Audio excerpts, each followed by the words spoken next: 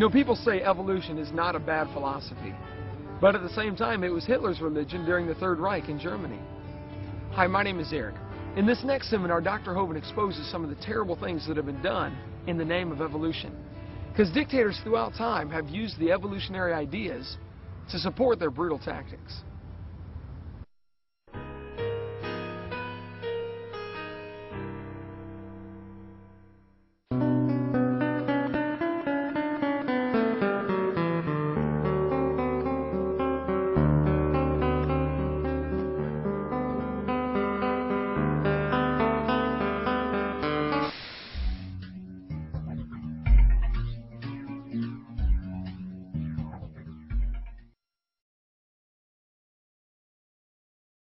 I taught high school science for 15 years, and now for 14 years I've been an evangelist traveling and doing seminars on creation, evolution, and dinosaurs.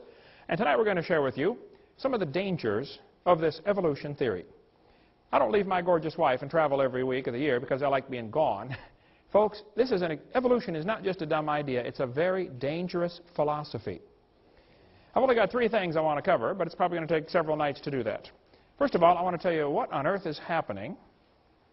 And secondly, why is the evolution theory dangerous, and what do you do about it? Pretty simple. Okay, what is happening? Tonight, as I speak, our president is announcing we're about to go blow up Iraq, I believe, right? The world seems to be coming unglued at the seams. There are wars and rumors of wars every place we look. Why on earth would Joseph Stalin order the execution of 14,700 Polish prisoner of war officers? I thought there was a Geneva Convention. Why do you order the execution of prisoners of war? Why did Hitler order the execution of nearly 6 million Jews, plus others? Why did Pol Pot, the leader in the Cambodian Khmer Rouge, order the execution of 1/3 to 1/2 of his entire population, his own people? He killed them. Why? Why would somebody do that? Why would the Australian Aborigines be rounded up like cows and shot so their heads could be put in museums years ago? Why would somebody do that? Why did Kip Kinkle murder his parents, 2 other classmates, and shoot 26 other ones? Why would a student do that? Kip said, if there was a God, he wouldn't let me feel the way I do. There is no God, only hate. On May 21st, 1998, 15-year-old Kip Kinkle, a student at Thurston High School, that's in Oregon, near Eugene, allegedly entered the school cafeteria and fired more than 50 rounds from a semi-automatic rifle. 26 students were injured. 2 killed. Later, the bodies of his parents were found in his home. He was then arrested and taken to a police headquarters where he attempted to murder a detective during his questioning. Kip said, if there was a God, he wouldn't let me feel the way I do. There's no God, only hate. Why have we had nearly a 1,000% increase in violent crimes since I was a boy? I remember the days when you did not have to lock your house. We'd go off on vacation for 2 weeks. I never had a key to my house growing up. Never did have a key. I don't know if it even had one. You didn't need one in those days. Why would there be such a horrendous increase in unwed birth rates? And so much of our moral structure is just simply unraveling. What on earth is happening? Eric Harris and Dylan Klebold made a videotape prior to the Columbine shootings. On that tape, they said, talking about one of the football players, he doesn't deserve the jaw evolution gave him. Look for his jaw. It won't be on his body. These 2 boys were very strong believers in evolution. They did the shooting on Hitler's birthday on purpose. They shot Isaiah Shoals just simply because he was black. They shot Cassie just because she believed in God. Same thing with Rachel. What happened? Why would somebody do this? What's going on in our thinking? Well, the newspaper article in Columbine High School said, the clothes may give a clue to the thinking of these teenagers. The autopsy said one of the boys' shirts said natural selection on the front. Interesting. Textbooks used in Escambia County, Florida, this textbook, says evolution and natural selection go together. This textbook says natural selection causes evolution. Well, just what is this natural selection? Oh, you see, Adolf Hitler thought he would speed up the process by eliminating the inferiors. Hitler honestly thought he was doing the world a favor. So did Joseph Stalin. So did Pol Pot. Why do people do these things? So what is wrong with our thinking? Right after the Columbine shooting, almost instantaneously, 5 more students from within the Springfield School District were arrested for threatening to murder students. principals, or teachers. In the adjacent school districts, more students were arrested for violent threats, and in one case, an elementary school boy shot 5 of his classmates with a BB gun. Could it possibly be that what we're teaching them is causing this behavior? You know, what you believe determines how you behave. If you're raised up in a head-hunting society, and you're taught from the time you're a boy, if you go off to war and shoot somebody, you ought to kill him and cut off his head and eat the brains because you get his spirit. I mean, if you really believe that, guess what you're going to do when you go off to war? Your behavior is determined by your beliefs. What you believe determines how you behave. It's always been that way, and it's no different today. Could it be that this evolution theory is to blame? This textbook says you're an animal and share a common heritage with earthworms. Question: if evolution is true, how are the kids supposed to tell right from wrong? I spoke in a public school in Pennsylvania one time. A kid sat on the second row, and he said, "Mr. Hovind, I'm an atheist." I said, "Really?" He said, "Yep, there is no God." I said, "Well, tell me, son, are you sure?" He said, "Yep, I'm sure." I said, "Well, son, do you know everything?" He said, "No." I said, "Do you know maybe half of everything?" He said, "No." I said, "Okay, well, let's just pretend that you know half of everything. Is it possible that God exists in the other half you don't know?" Brand new thought rattled around in his brain for a while and got lost, I believe. I said, "By the way, son, if there's no God, how do you tell right from wrong?" He said, "Oh, that's easy." He said, "I determine what's right and wrong." He said, "I'm the God of my own universe." I said, "I'm glad to hear about that, son, because I'm going to shoot you in 5 minutes." He said, "You can't do that." I said, "Oh, yeah, I can. You see, I'm the God of my own universe. And I decided it's fine for me to shoot you." Question: exactly how do we tell right from wrong? In the first couple of seminar tapes, we talked about a variety of topics like the Big Bang Theory, how it's a big dud. We talked about the Garden of Eden. And we talked about why the earth cannot be billions of years old, and why did the people live to be 900 years old before the big flood came. We talked about dinosaurs, and students are being lied to about dinosaurs. They did not live millions of years ago. And on tape number 4, we talk about a whole bunch of lies in the textbooks. Now here we're going to talk about what's happened in the last 150 years since evolution became a popular theory. What on earth is happening? And what you can do about it. We'll get to that eventually. We're going to review some of what we covered on tape number 4, some of the lies in the textbooks, and then go on into how it carries into some practical steps we can take. What do you do about it?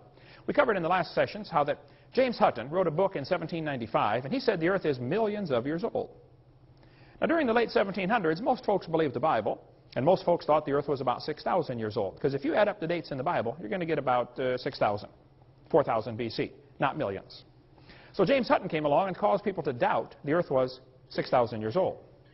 Then, his book had a very strong influence on a lawyer from Scotland named Charles Lyell. Charles Lyell wrote a book in 1830.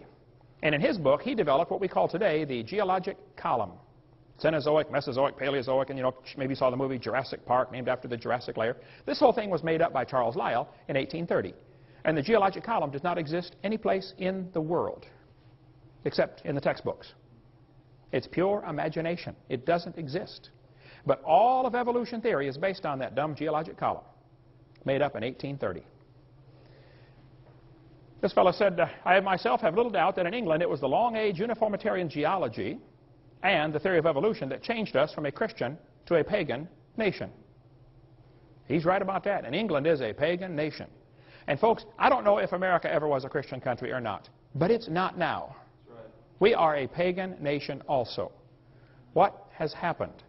Charles Lyell's book had a very strong influence on a young preacher named Charles Darwin. Darwin graduated from Bible college to be a preacher. In 1859, after 22 years of writing, Darwin finally published his book, The Origin of Species. We'll get into more of that later, the real title to the book. Darwin's philosophy was strongly influenced by people like Charles Lyell, people like Thomas Malthus. Malthus had written a book that said, there are more babies born than can possibly survive. So it's best if the weakest die off. That greatly influenced people like Charles Dickens when he wrote the Christmas Carol. Remember the scene in there where Scrooge said, well, if he's going to die, let him die, then, and decrease the surplus population. Remember that line in there? I don't think you can understand the Christmas Carol, the history behind that, until you understand how evolution ties in. James Hutton's book made people doubt the earth was 6,000 years old. Along came Charlie Lyell, and people began to doubt the flood. Because instead of the flood making all those layers, they said, oh, maybe each layer is a different age. And then along came Charles Darwin, and people began to doubt the Creator. And so by the mid-1800s, the Western world, at least, was left in a bad situation. They said, well, if there's no God, who's in charge? Well, it must be us. This led directly to the rise of humanism. Humanism is the teaching that there is no God, so we must be God. We make the rules. We decide what's right and wrong. For the next 50 years, after Darwin's book came out, many isms arose in the world. Marxism, Nazism, communism. These things, communism would have been just a footnote in a history book if it hadn't been for evolution coming along at the right time. We never would have heard of communism, most of us wouldn't, if it hadn't been for Charles Darwin coming along and giving justification to that dumb idea of communism. Hoyle said, I'm haunted by a conviction that the nihilistic philosophy, which so-called educated opinion chose to adopt following the publication of The Origin of Species, committed mankind to a course of automatic self-destruction.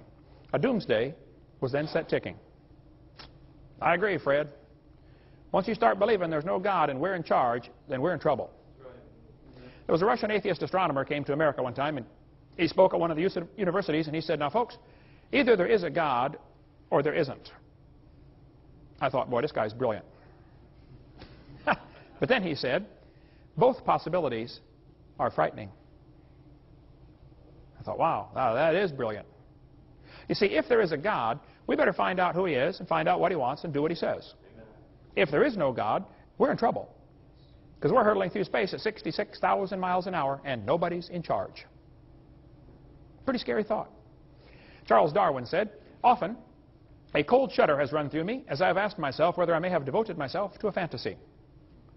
Well, Charlie, you did devote yourself to a fantasy. If you believe you came from a rock 4.6 billion years ago, you need help. You were designed for a purpose. Now, what is it? There are 4 great questions that every single religion in the world tries to answer. Even atheism, which is a religion, you have to believe there is no God. There's no way to know that. The 4 great questions every religion tries to answer. Who am I? Where did I come from? Why am I here? And where am I going when I die? The way you answer these questions depends upon how you view the world. There are basically only 2 ways to look at this world. One view says, you know, there's incredible design. There must be a designer. That's the creationist worldview. Other people look at the world and say, you know, nobody made it. It just made itself. They don't believe God created the heaven and the earth. They think a big bang made this world from nothing. That's called the humanist worldview. It just made itself. The first plank in the Humanist Manifesto in 1933 was the universe is self-created, self-existing, and not created. That's the first thing they have to agree to be a humanist. There's now been Humanist Manifesto 2 in 1973 and Humanist Manifesto 3 in the year 2000. They have to declare what they believe. Humanism is a religion. You have to believe there is no God. So why is this theory dangerous? Evolution, I am convinced, after studying this now for 30-some years, evolution is absolutely the foundation for communism, Marxism, Nazism, socialism, racism. We'll get into some more of that in a minute. Number one, I think evolution is dangerous because it's bad science based on lies. There is no scientific evidence to back up this evolution theory. We've been offering $250,000 for a long time at our ministry for somebody who could give us some real scientific evidence for evolution. It is funny, brother, to see the people try to turn stuff in. One guy said, I've got proof for evolution. I said, really, what do you have? He said, well, I'm working in the laboratory right now, and we have developed soybean plants that are resistant to frost. I said, man, that's good. That'll really be handy. I said, what did you start with? He said, well, soybean plants. I said, oh, what do you have now? He said, I've got a whole new species. I said, of what? Of soybean plant. I said, I'm sorry, sir. That's not evolution, okay? That's a variety of a soybean plant. And it's interesting, and I'm glad you're able to do that. But that's not evolution. There is no evidence whatsoever that any animal ever produced a different kind of animal. So why would anybody believe such a dumb idea? And how can this be so dangerous? Well, we'll cover some of the isms in just a minute. But evolution is based on lies and bad science. There is no good science to back it up. This textbook says evolution is a fact. Evolution is a fact, not theory. Birds arose from non-birds and humans from non-humans. No person who pretends to any understanding of the natural world can deny these facts any more than she or he can deny that the earth is round, rotates on its axis, and revolves around the sun. Sounds like he's open-minded for a discussion, doesn't it? This is not a fact, folks. Evolution is a mantra. They say this over and over and over, hoping it will become true. That's all it is. They just keep repeating it. Oh, evolution's a fact, it's a fact, it's a fact. Well, you better define what you're talking about with evolution. We do that on videotape number 4, the 6 different meanings of this word evolution. This textbook says evolution has evidence from fossils, from structure, from molecular biology, from development. Any evidence that's used to support evolution has been proven wrong.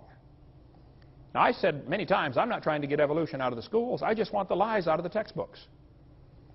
We almost got a bill passed in Arkansas a couple of years ago, and I went up to Arkansas and testified before the Senate, before the House of Representatives Committee that was looking at this bill, HB 2548, I believe it was. And the bill simply said, Arkansas will not use tax dollars to purchase materials if they contain knowingly fraudulent information. We're not going to buy books that have lies in them. And it gave a few examples, like some of the examples I gave in my seminar. If it says the embryo has gill slits, we're not going to buy it.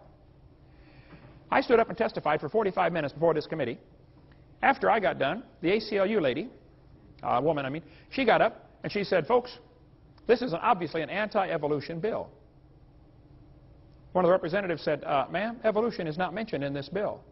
All this bill says is we're not going to buy books if they have lies in them, and these things are lies, so we're not going to buy that book. How can you say this is an anti-evolution bill? And she said, everything mentioned in this bill is used to support the evolution theory. And the guy said, well, ma'am, is it true that these things mentioned here are false? She said, well, yes, but obviously this is an anti-evolution bill. She knew full well, if you took all the lies out of the textbooks, there would be nothing left to support the evolution theory.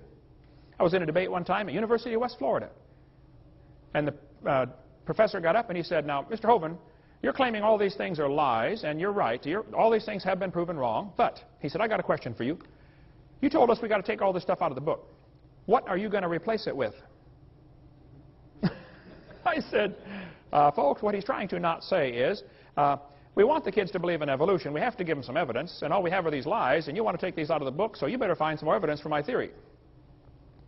I said, sir, if you don't have any evidence for your theory, I'm sorry. Maybe you ought to consider getting a new theory.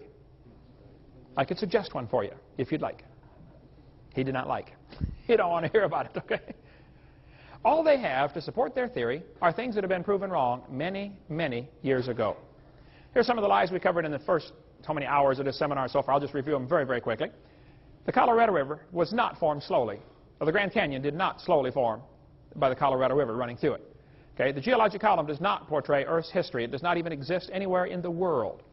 Rocks do not date the fossils. The fossils do not date the rocks. It is based on circular reasoning. We cover that on videotape number 4. There are no index fossils. There's no such thing as an index fossil. The layers are not different ages. Petrified trees connecting them all prove the layers all formed at the same time. We cover that on video number 4. Plants and animals are not related to each other. They have the same designer, but not the same uncle and grandpa. Change in species is not the real meaning of the word evolution. That's not really what they mean. There's a whole lot more to that. We covered that on video 4. Natural selection does not cause any evolution. Natural selection selects. It doesn't create a thing. We believe in natural selection. The pepper and moth story never happened. It's a lie. Comparative anatomy does not prove common ancestry. We covered that on videotape number 4. Humans never have any gill slits. It's a human at conception. It's not a fish or an amphibian or anything else. An abortion is murder, plain and simple. Okay? The appendix is not vestigial. You do need your appendix. The whale does not have a vestigial pelvis. That is a lie. The human tailbone is not vestigial. If you think it is, I'll pay to have yours removed. Dinosaurs did not live millions of years ago. Man did not evolve from animals or cavemen. The Big Bang is a big dud. It didn't happen. The horse series in your textbooks is a lie, proven wrong 50 years ago. Life cannot evolve from non-living matter like the textbook says. The law does not ban teaching creation science like some people want you to think. It's perfectly fine to teach creation science in the public schools. We'll get into more of that later. Smaller is not simpler. A little paramecium is more complex than a space shuttle. Smaller is not simpler. Smaller is more complex. But birds did not come from dinosaurs. Talk about a dumb idea. The eye did not arise by slow changes over billions of years. The first bird did not hatch from a reptile egg, like Goldschmidt said. The trees of life in the textbooks are pure imagination. They didn't happen, folks. They drew it on paper, and that's as far as it goes. It didn't happen in reality. DNA does not prove evolution, it proves creation. It proves a designer. Fossils do not provide any evidence for evolution. Fossils don't count at all. You find a bone in the dirt, you can't prove that bone had any kids, let alone kids that lived, and certainly not kids that were different than the grandparents. Fossils simply are a dead-end street. They don't count for evolution. The Earth is not billions of years old, and the Earth was never a hot molten mass. The Pangea theory that's taught in your books never existed. They say, all the continents used to fit together. I get that all the time. Oh, do you think all the continents used to fit together? Used to touch each other? I said, well, they still are. Just the low places are full of water. I mean, the continents are still connected, you know. What do you mean, did they? Hello? They still are. Animals and plants are designed, not adapted to their environments. There are no simple living organisms. Life did not arise 3.5 billion years ago like the textbook says. The sun did not form before the earth like the textbook says. Scientists have not made life in the laboratory. Snakes do not have vestigial legs. The earth never had an oxygen-free atmosphere like the textbook says. No animal is related to any other kind of animal. DNA is more than just chemicals. It carries information. Mutations do not improve the species. Similar bone structure does not prove a common ancestor. It proves a common designer. Amino acids do not prove relationships. Humans are not related to chimps. Darwin did not prove evolution. Textbooks do not teach kids to think critically. They teach them to not think at all. Arranging animals on paper does not prove a thing. Archaeopteryx is not part reptile. It's 100% bird. Feathers did not evolve from scales. It's not just the religious fundamentalists who disbelieve in evolution. Most folks disbelieve in evolution. Evolution is not a light which illuminates all facts. There is no evidence for the magnetic reversals at the ocean floor. The Constitution does not discuss separation of church and state. It does not discuss that. The Supreme Court did not ban creation. Let's give a little bit of the history of what really happened. In the 1800s, almost all the textbooks were thoroughly packed with information about creation, Christianity, godly teaching. Kids memorized Bible verses. I remember in public school in Illinois growing up, we memorized Bible verses and said prayer every morning. Didn't hurt the kids a bit. Helped them quite a bit. Back then, kids got in trouble for their own spit wads. Today, it's for bringing guns and shooting people. It's a different world, and some of you older folks know what I'm talking about. It has changed radically. In 1925, Tennessee passed a law that said you cannot teach creation, you cannot teach evolution. It actually banned the teaching of evolution in the public schools. It's called the Butler Act. The ACLU, which is the American Communist Lawyers Union, decided they wanted to test this law. So they ran an ad in the paper, said, we're looking for a teacher willing to claim that he taught evolution so we can have a trial to try to get this law overthrown. A guy named John T. Scopes volunteered. He said, I don't know if I taught evolution or not, but I did sub for a biology class one day, and I think all we had was a study hall, but if you want me to go testify that I taught evolution, I'll do it. So John Scopes went on the trial, lasted 10 days in the hot July, Tennessee summer. After 10 days, John Scopes was found guilty of breaking the law. The law said, you can't teach evolution. He claimed he did, so he's found guilty. He admitted he did. He was fined $100. Case was over. Later, the fine was overturned on a technicality, but the judgment was not overturned.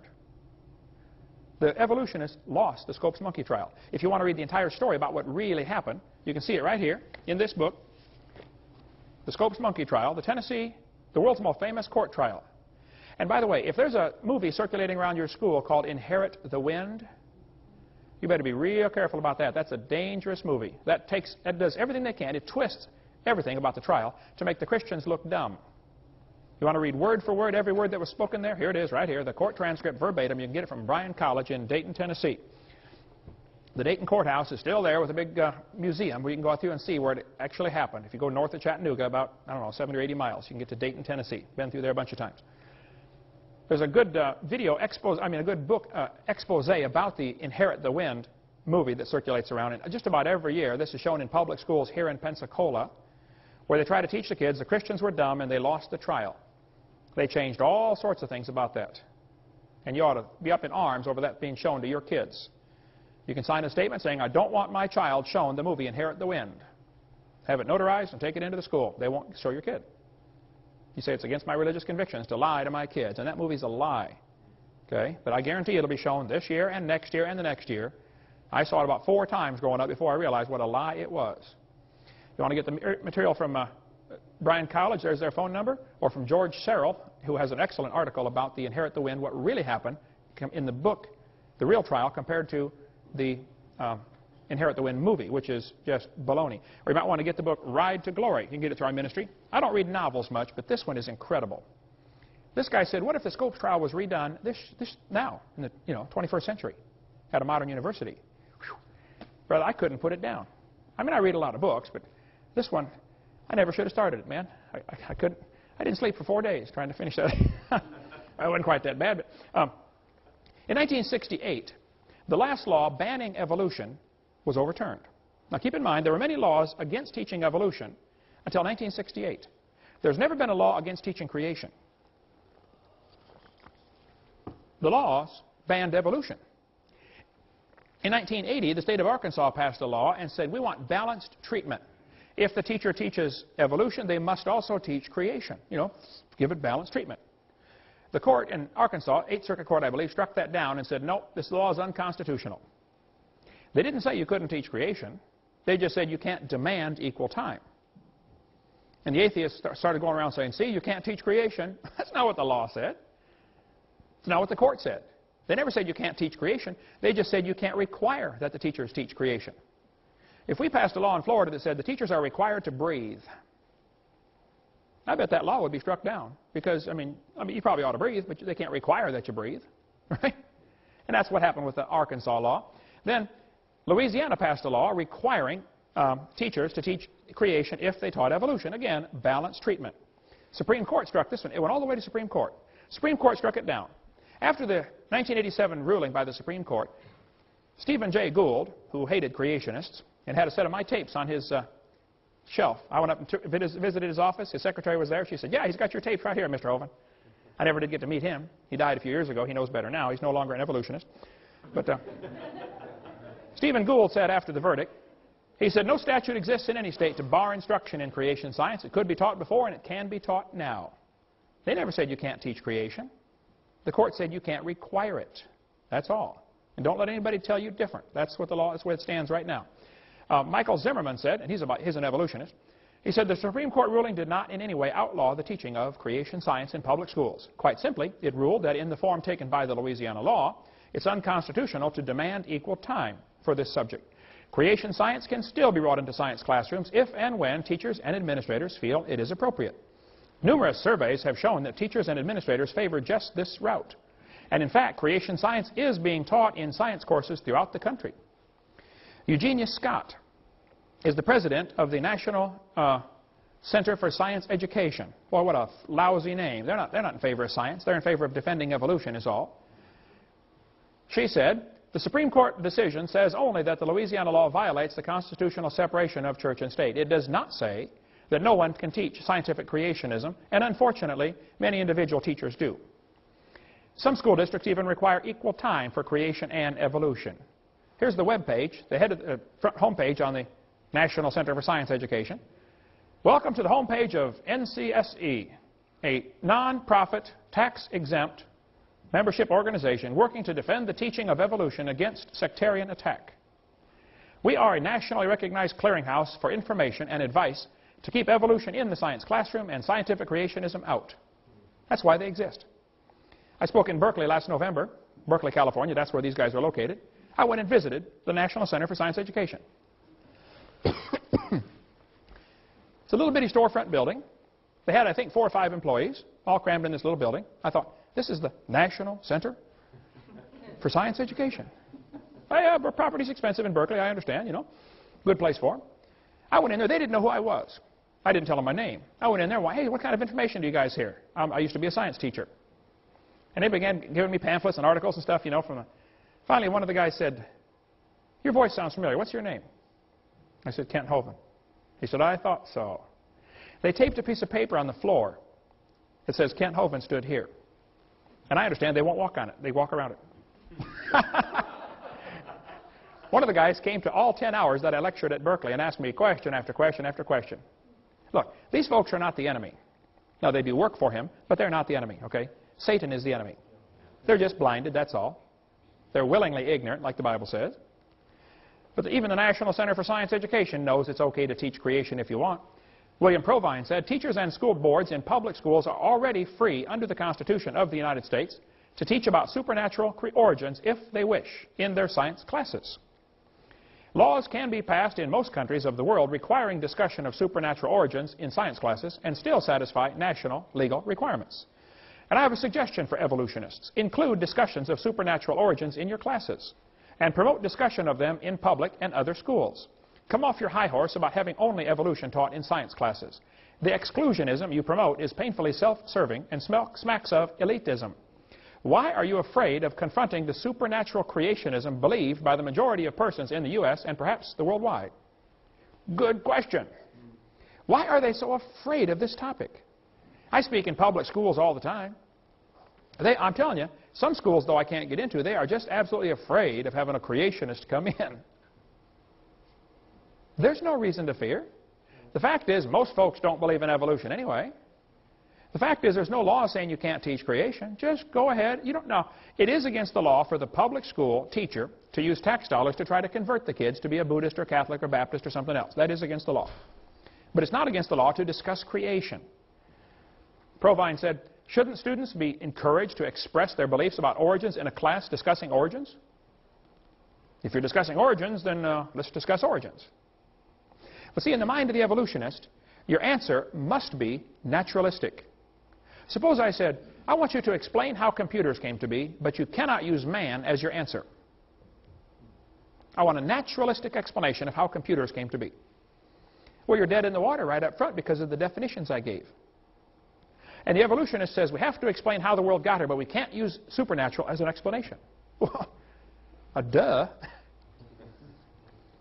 And what we got here is like two computers arguing with each other. Does man exist? They can't see him. They can't touch him. They can't feel him. But he does exist. See, it's obvious the creator would be outside of the creation. He's above and beyond. He's not affected by what he created. God created time, space, and matter. He's outside of time, space, and matter. God's not affected by time. This is not 2003 in heaven. There's no time. And after we get to heaven, one of the first things you're going to do is flip your watch off and fling it over the side. You won't need that. There's no time there. We sing all these songs, you know, when we've been there 10,000 years. That's baloney. It's a good song. I like it. But we're not going to be there 10,000 years. We're just going to be there. Now, my brain can't handle that thought, but, you know, I can think about thinking about it. This public school teacher said, I'm a public school teacher, Mr. Hovind.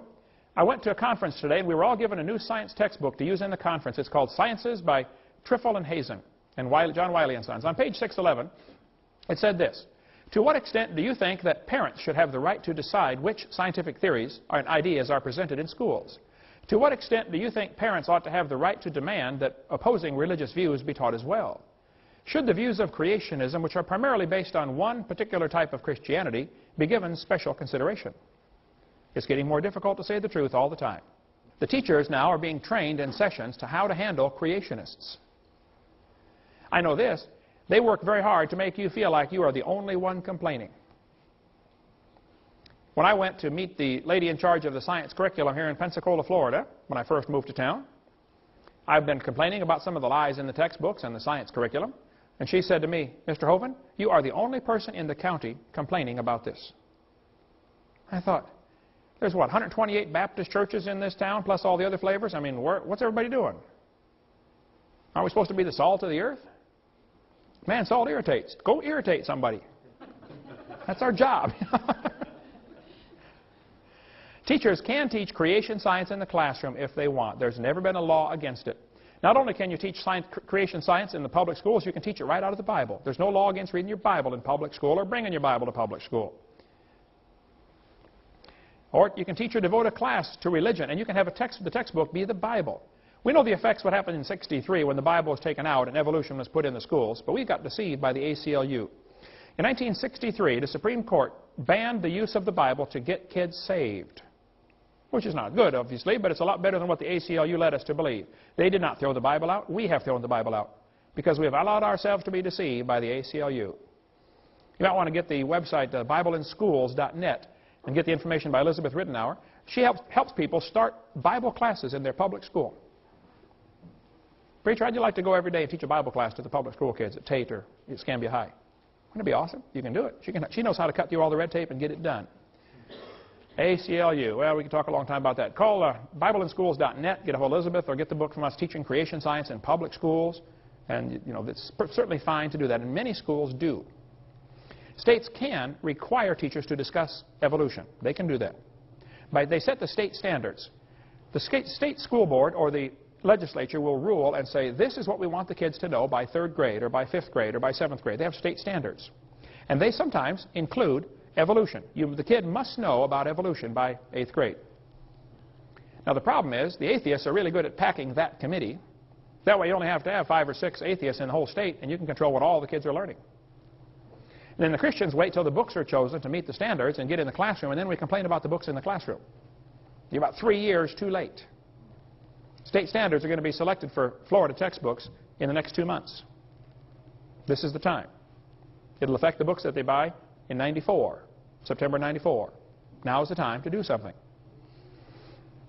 The states cannot require them to discuss creation. It's already been tried many times.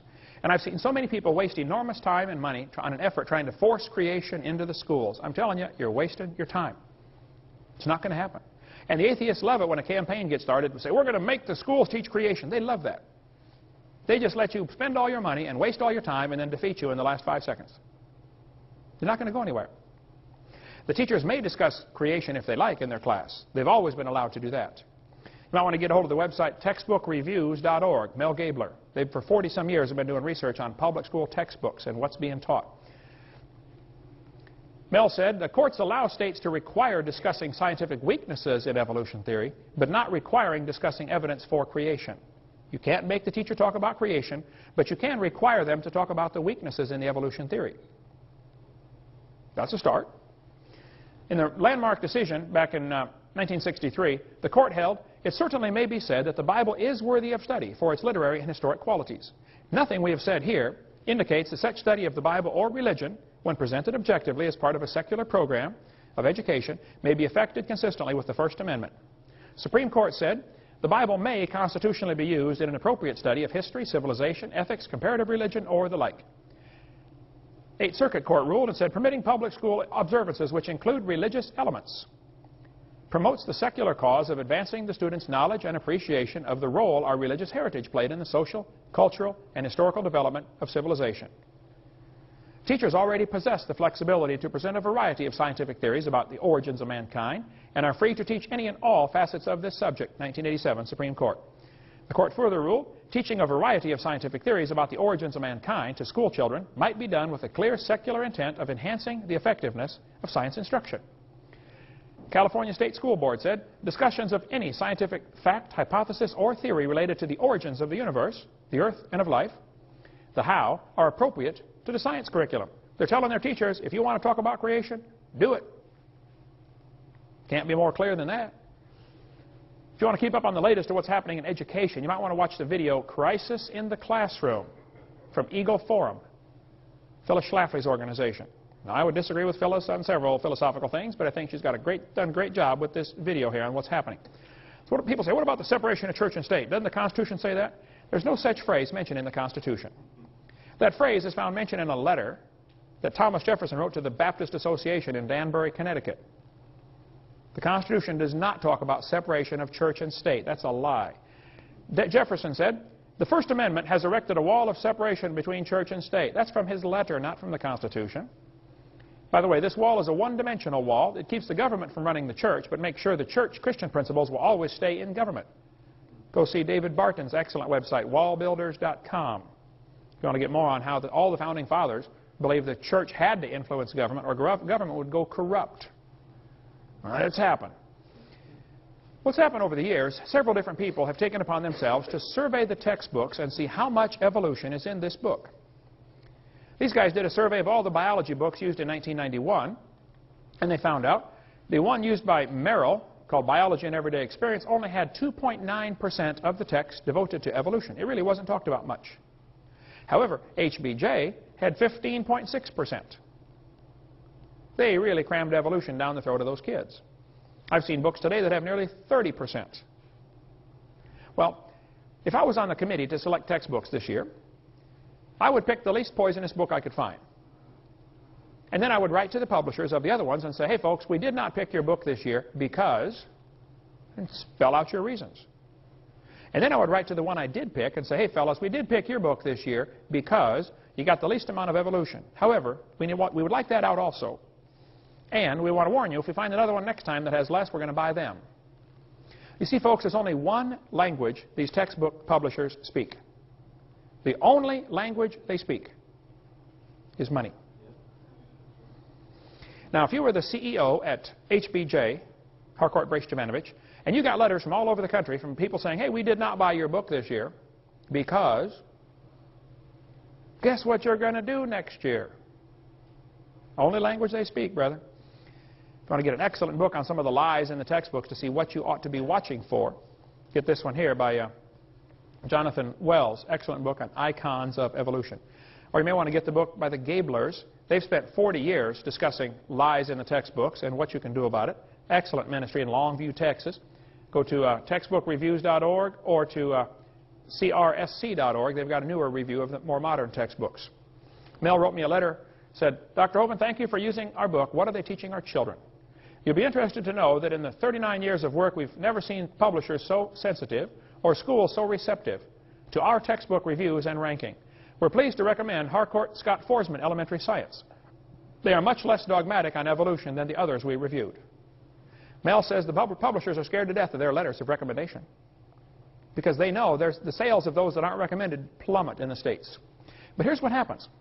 They only work in Texas. Texas is one of the largest publishers of largest buyers of textbooks in the nation. So the publishers will publish all these books, spend millions of dollars publishing these books. They try to sell them. If Texas doesn't buy them, you think they're going to burn them? No, they're going to go peddle them off in some other state that's not looking. The Gablers have a crew of folks. They'll help find errors in the textbooks. Like a book might say, George Washington was Abraham Lincoln's vice president or something like that, Dumb stuff. And they're not about to throw that book away. I mean, they spent a lot of money printing that thing. Nice, beautiful paper, colored pictures.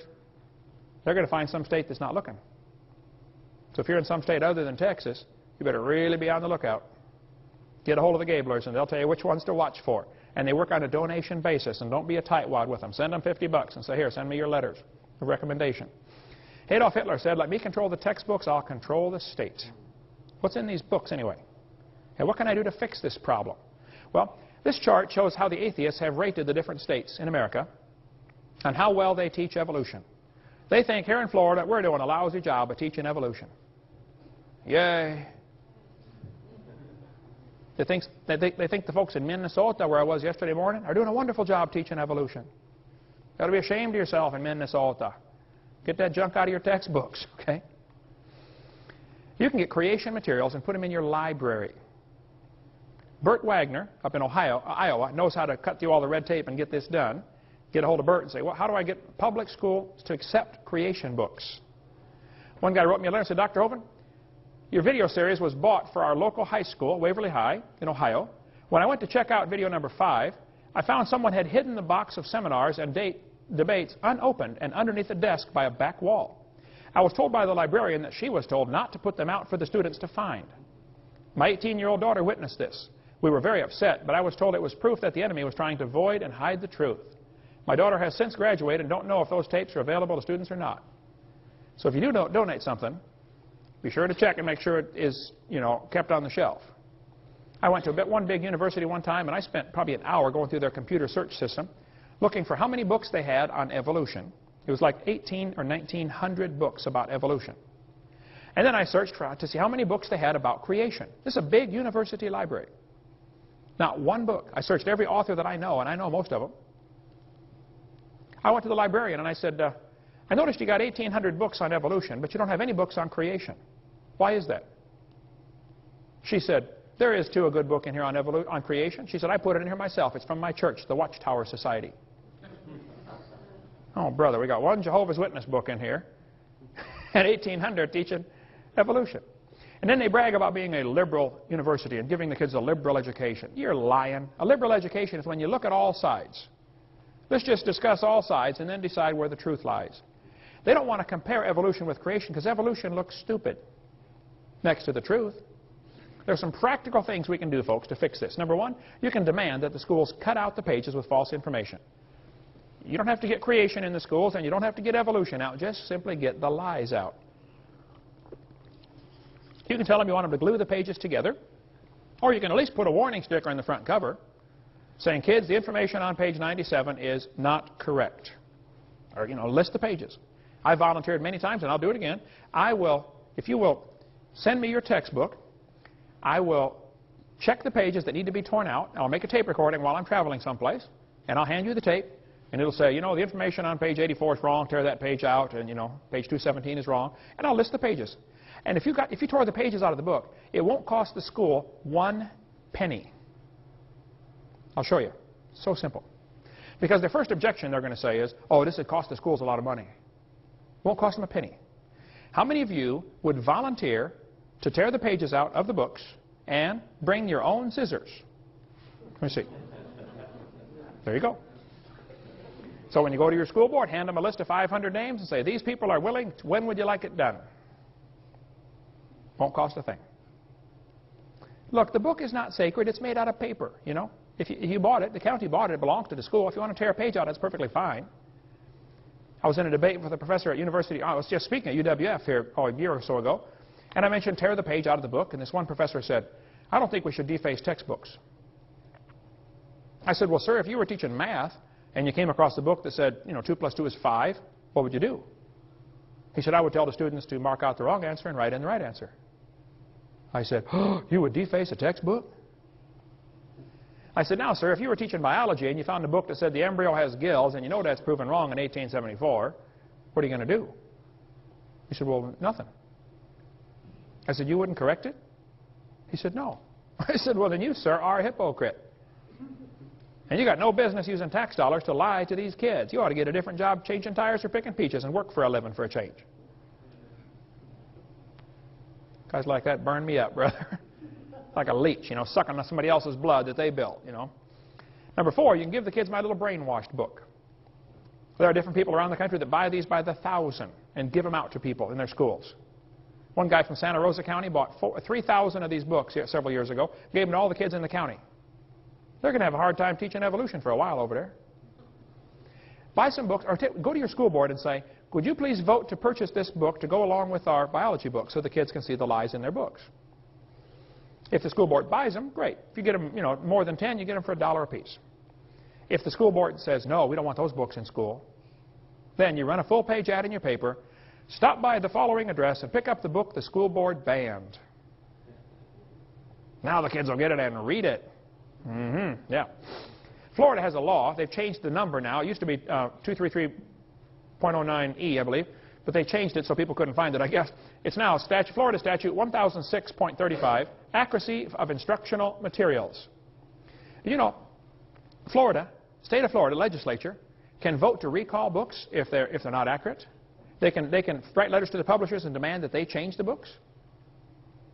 The law's on the books, folks. The textbooks are supposed to be accurate, but they're not.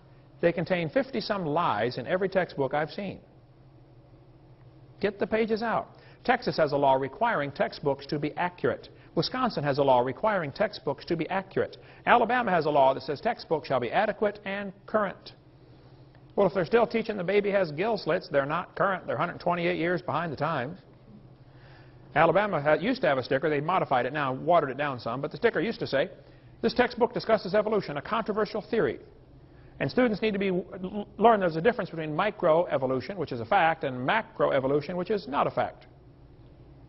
Go Bama. California has a requirement, textbooks shall be factually accurate.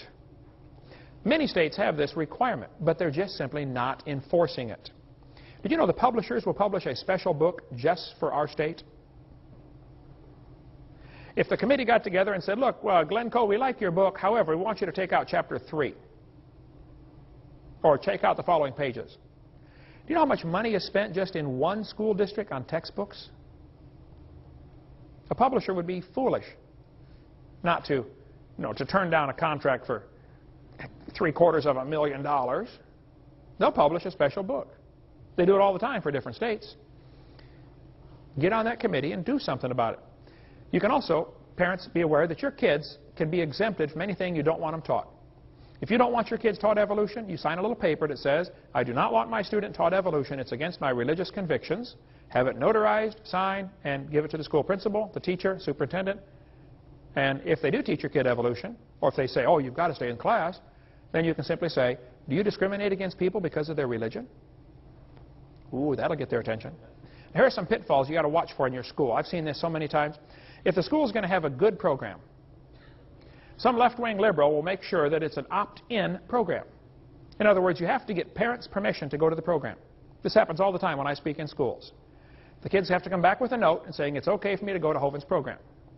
But if you're going to have some homosexual speak in your school, or some lesbian about the gay lifestyle, which is not gay at all, and it's not a lifestyle, it's a death style, if they're going to speak in your school, they'll make sure it's an opt-out program. Do you see the difference? In other words, you have to get a note in order to not come. But if it's a good program, you got to get the note to go. And if it's a bad program, you got to get a note to not go. They don't want a level playing field, folks. And if you have a superintendent or a school principal that tries that one, you ought to help him get a different job too. Put the pressure on. He just needs to find a new job, maybe in a new county someplace. Some practical steps you can do. Number one, kids, don't confront your teachers publicly. Try to talk to them after class. Now listen carefully. If you are late to class frequently, if you're a troublemaker or a goof-off, if you never do your homework, if you don't pay attention in class, then please don't tell them you're a Christian. Shut your mouth. First, be a good student. Now, if a question comes up on the test that says, how old is the Earth? And you know the answer they want, you can simply write on the test, the textbook says 4.6 billion. However, this is not correct. Now they know you learned the book, you did your homework, but you don't believe it, you didn't swallow it. That's perfectly fine. Number two, you can ask to be exempt. Now, parents have to do this. The kids can't do it. I am not positive of that statement, but I believe it has to be done by the parents. You have to say, I want my child exempt from anything that's against our religion. Sign a note, give it to the school. Look, if 40 or 50 or 60% of the class was standing out in the hallway, wouldn't take the teacher long to figure out, we ought to just skip that chapter. I had one guy call me up one day. He said, Brother Hovind, my second grade daughter has watched your videotapes probably 50 times. She can quote them. I don't know why kids watch the same tape over and over and over and over. He said, my second grade daughter's teacher just called me. And she said, sir, every time I talk about something in the class having to do with evolution, your daughter stops me and says, teacher, that's not right. And the teacher said, I just want you to know, I'm going to skip evolution for the rest of the time this girl's in my class. My first thought was, yay, this is great. And then I thought, why are we sending second graders off to war? Why aren't the parents fighting this battle? The second grader ought to be able to go to class and read the book and believe what they're taught. Why are we allowing lies in the textbooks? Why are we allowing liars to teach? Don't lie to the kids.